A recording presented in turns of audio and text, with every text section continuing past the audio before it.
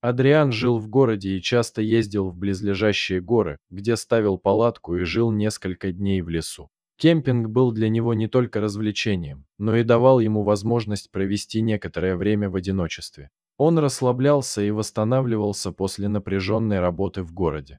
Но однажды случилось то, что навсегда изменило его жизнь. Когда он сидел перед своей палаткой, разжигая небольшой костер, Адриан услышал шум. Какой-то скулящий, пронзительный, стонущий звук.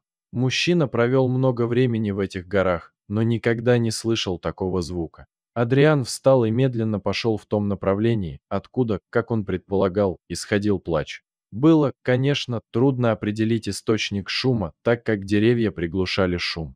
Но, наконец, Адриан увидел что-то такое, что заставило его удивиться. Перед ним лежали два крошечных тигренка. Им было всего несколько недель, и они выглядели ужасно беспомощными и беззащитными. Первой мыслью Адриана было взять их на руки и отвезти в безопасное место. Но он знал, что у них должна быть где-то мать. Может быть, она пошла за едой, а может быть, она была рядом и внимательно следила за Адрианом.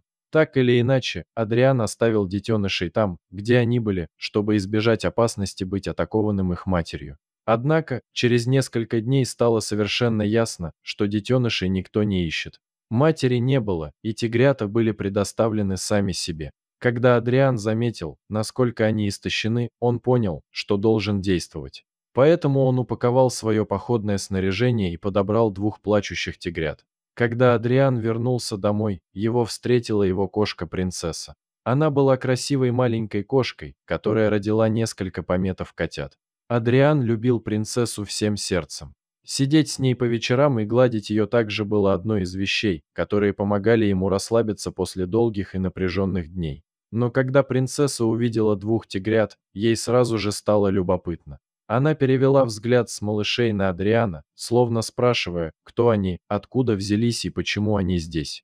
У Адриана не было времени объясняться, потому что ему нужно было быстро кормить тигрят, чтобы у них был хоть какой-то шанс выжить. Принцесса смотрела, как Адриан кормит малышей. В этот момент кошка сделала что-то удивительное. Она подошла к тигрятам и начала нежно с ними играть. Хотя котята были того же размера, что и сама кошка, принцесса знала, что о них нужно позаботиться. Как будто у кошки активизировался материнский инстинкт, и она взяла на себя роль матери. В течение следующих нескольких недель тигрята стали сильнее и здоровее.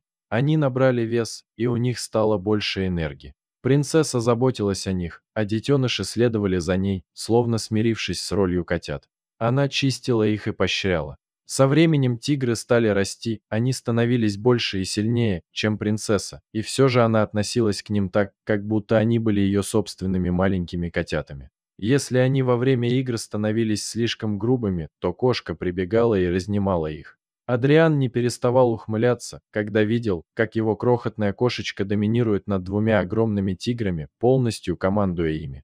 К сожалению, настал день, когда тигры стали слишком большими, чтобы продолжать жить с Адрианом. Они становились все больше и больше и часто портили вещи в доме. Кроме того, кормление животных стоило Адриану целое состояние. Поэтому он решил отвезти их в местный зоопарк и попросить позаботиться о них. С этого момента Адриан почувствовал сильную печаль. Особенно, когда он увидел грустное выражение лица своей кошки, когда они уезжали.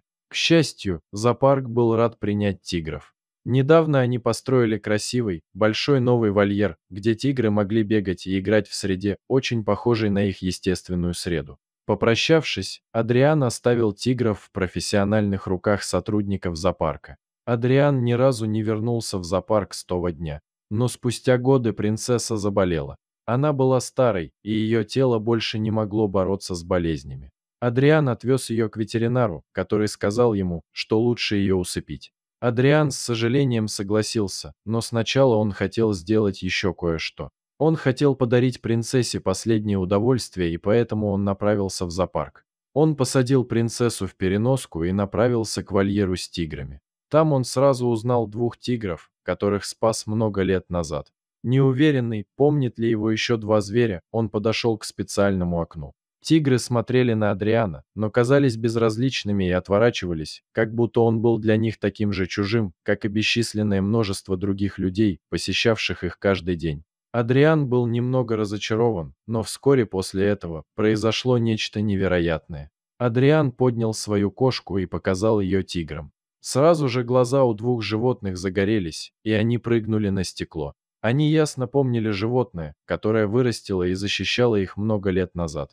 Кошка тоже узнала их. Адриан не знал, как это возможно, ведь тигры так сильно выросли с тех пор, как они разделились. Но принцесса знала, что эти два огромных кота – ее дети. Должно быть, это был запах или какой-то другой животный инстинкт, который мы никогда не поймем. Принцесса терлась телом об окно и смотрела на тигров. В свою очередь, они также пытались тереться о свою мать. Это была очень эмоциональная встреча, которая растопила сердца всех, кто там был. Эта история показывает, что любовь есть любовь, хотя принцесса и тигры даже не одного вида. Дорогие зрители, если вам понравилось это видео, то ставьте лайк и подписывайтесь на наш канал. До свидания.